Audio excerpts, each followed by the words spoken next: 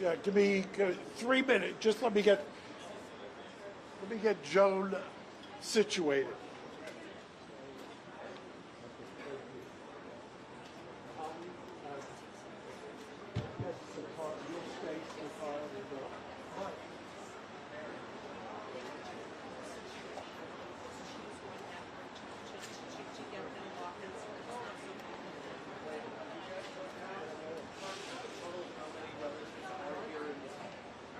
Over 30. Over 30. You should have said that before. What are you asking, sir? We'll get to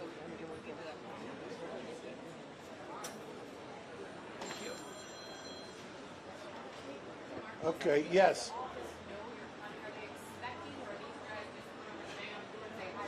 No, we taught, part of what Brian had referred to is under Marcy's law, the California Constitution requires that victims get a say. So what we did is the DA's office, when they heard that we were doing the press conference, extended the invitation for the family to come over and hear about Marcy's law, to hear about exactly what their feelings are. I will tell you, and I said it before, that the DA's office from 18 months ago has taken this very seriously. And I say that because there are times, whether it's high profile, low profile, that I don't get the feeling that we're being heard. I get the feeling here that we have been being heard. I get the feeling that there is genuine, I think the DA has mentioned in his remarks that there is a division in the office. I understand that. I mean, I get that. But I don't think that there should be any division when you've got a united front of this many family members. And I know somebody had asked me about one of the family members. I would just say I don't want to cast aspersions on anyone. All I will say is think about your own family. Do you think you could get almost unanimous support out of your own family and extended relatives for anything you do? So I'll leave it at that. Mark, has Gascón paid public attention to the story? Public attention to the story takes apart to the documentaries, by Murphy series, public support for people like that. How do you think this will all impact around there? Well, I think interestingly, and I don't know how you measure something like this, but I have been, obviously I was practicing when this trial took place. I remember in 1994 representing a woman in Pomona, and we used the battered woman syndrome, and she got a voluntary manslaughter, she got probation. And I remember at the time being struck by the idea, and I've confirmed it now in the transcripts of their second trial, struck by the idea that the DA's office on the second trial took the position, and it may not have been wrong at the time, that the battered woman syndrome, that something that diminishes your intent, did not apply to child abuse. And that was on the record, and that's what the judge ruled. So how do I think, how has this evolved? First of all, the younger generation, I hate to say that, it makes me seem old, but there has been a movement. I think that what happened is that when the Ryan Murphy series came out, it was such a caricature of them that the pendulum swing backlash actually created a focus on it, and people then took a look. I know that I've seen some of those videos of the first trial that was televised, where the DA's office was taking the position that men could not be raped, they don't have the equipment.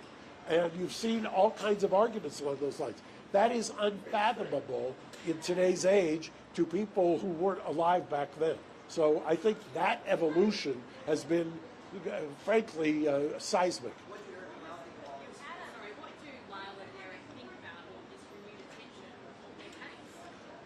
I think one of the reasons that we mentioned early on and that the family has said it, they had absolutely no hope after 2005. So after 2005, they didn't believe they thought they were going to spend the rest of their life in prison. And they had resigned themselves to it. And all of the programs, I invite anybody to take a look at what's called the Green Space program that they have. The Green Space program that they have created down there, that's based on the Norwegian model, that is something that they have done in order to reacclimate prisoners who are being released. I look at both the external programs that they've done and the introspection and work they've done on themselves. I've used the term cautiously optimistic. I mean, there is an irony that DA politics played a role in their conviction.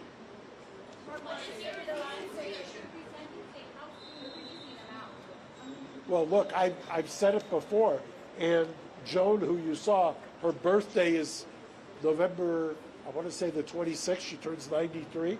Nothing she'd like more than to have them home for Thanksgiving. Mark, what do you say to those who say that they acted out of greed and there's evidence of this happening? That's what the question was. What do you say to the people who say they acted out of greed? I have two responses to that. Number one, that's why the letter that predates the killing from Erik to Andy is so important. Number one, it corroborates that it was happening before. Number two, people forget this, probably before you were born. They went to the grand jury. The DA's office went to the grand jury on the financial motive theory. The grand jury, which will indict anybody on anything, the grand jury rejected that theory. So that is another one of the urban legends. Thank you. Thank you. Mark, has the DA made any overtures to meet with Lyle and Erik, and have you encouraged him to do so? Well, I don't think that the protocol in the DA's office is anything but what we're doing today. The protocol today is that you meet with the resentencing unit, you get informed of Marcy's law, and you go from there.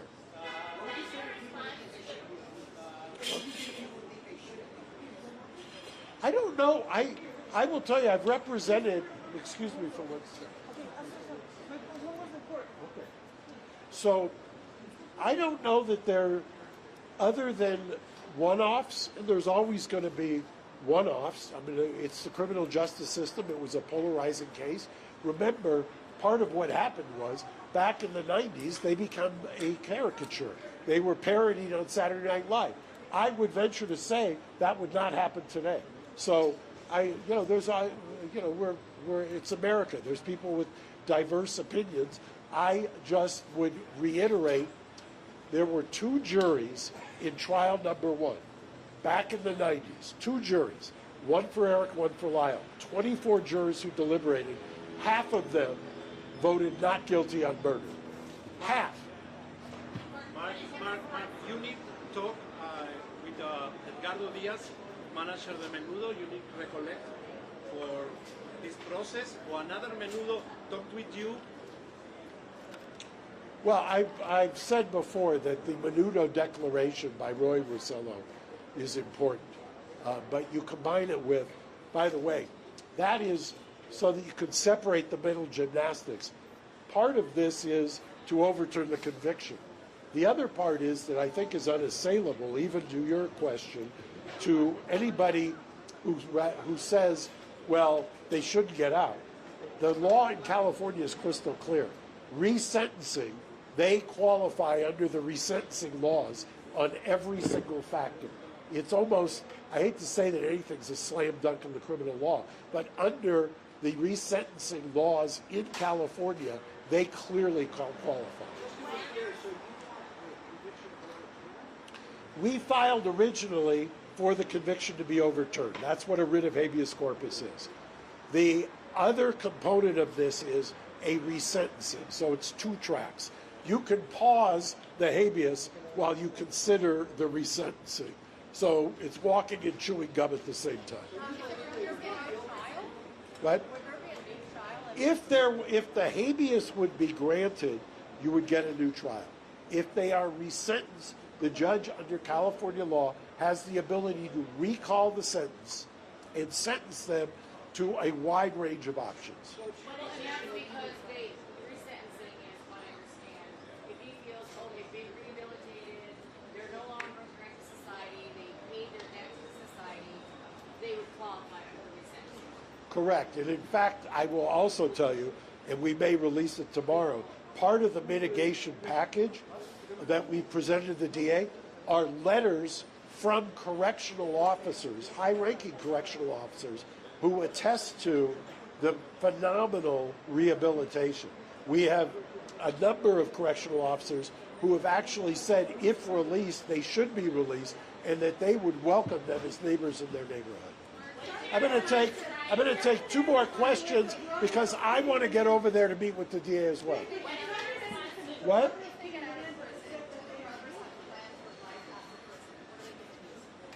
I won't speak to whether they have a plan. I just think that in order to get through each day, that you've got to just ground yourself.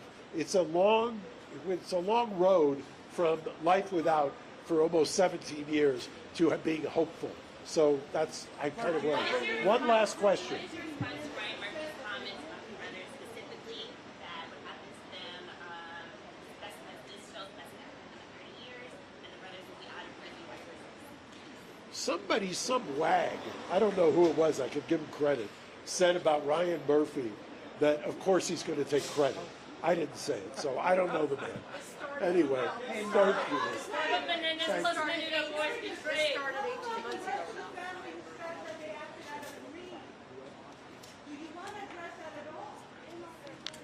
All right, you guys, thank you. If you have any other questions, you can email me at holly_baird@garagos.com. Just to confirm, Mark said there were over 30 relative to Yes. today? Yes. Thank you. And we will be sending out a press release along with a link to the press conference as well, and it will be in Spanish. Correct, yes. Holly, there's those sentencing. When the family goes next door, that is not Text the me if I public remember that. consumption. Once I remind, say it again? When the family's next door talking to the sentencing unit, that is not the public consumption. Correct, We have no fees with that. correct. Holly_baird@garagos.com. Hi, how are you, sweetie?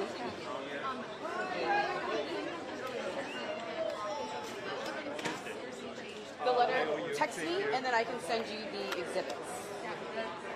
My phone number is 310-904-9699. No problem. Yeah. So we're not doing any interviews today? None. Yes. Yeah.